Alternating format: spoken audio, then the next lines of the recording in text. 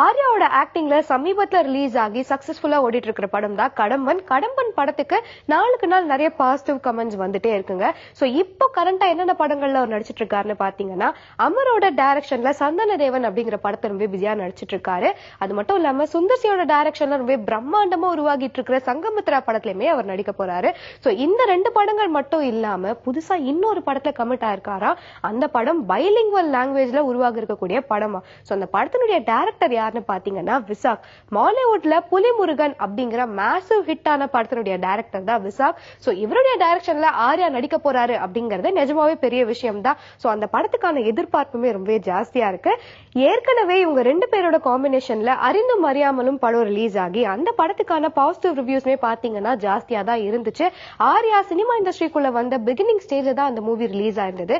அவருக்கு மிகப்பெரிய பிரேக் கொடுத்த படம்னு கூட சொல்லலாம். சோ மறுபடியும் இவங்க 2 பேரோட காம்பினேஷன்ல ஒரு படம் ரிலீஸ் ஆக போகுது அப்படிங்கறதாலேயே இந்த படத்துக்கான எக்ஸ்பெக்டேஷன்ஸ் ரொம்பவே ஜாஸ்தியா தான் இருக்கு. சோ இந்த படத்தினுடைய ஒன்லைன் என்ன, ஜான்ரா என்ன, ஆர்யா என்ன மாதிரியான ரோல்ல இந்த படத்தை நடிக்க போறாரு அப்படிங்கிற மத்த இன்ஃபர்மேஷன்ஸை நம்ம வரப்போற நாட்கள்ல பார்க்கலாம்.